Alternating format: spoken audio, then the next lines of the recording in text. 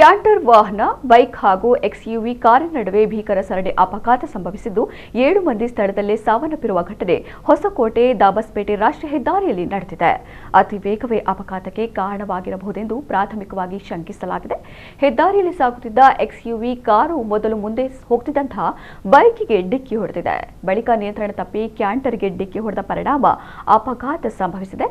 ಈ ದುರ್ಘಟನೆಯಲ್ಲಿ ಕಾರಿನಲ್ಲಿದ್ದ 6 ಜನ ಮತ್ತು ಬೈಕ್ ಸವಾರ ಸ್ಥಳದಲ್ಲೇ ಮೃತಪಟ್ಟಿದ್ದಾರೆ. ಕಾರ್ನಲ್ಲಿದ್ದವರು ಕೊತ್ತನೂರಿನಿಂದ ದೇವನಹಳ್ಳಿ ಕಡೆಗೆ ಪ್ರಯಾಣಿಸುತ್ತಾ ಇದ್ರು ಎನ್ನಲಾಗಿದೆ. ಘಟನಾ ಸ್ಥಳಕ್ಕೆ ಪೊಲೀಸರು ಭೇಟಿ ನೀಡಿ ಪರಿಶೀಲನೆ ನಡೆಸಿದ್ದಾರೆ.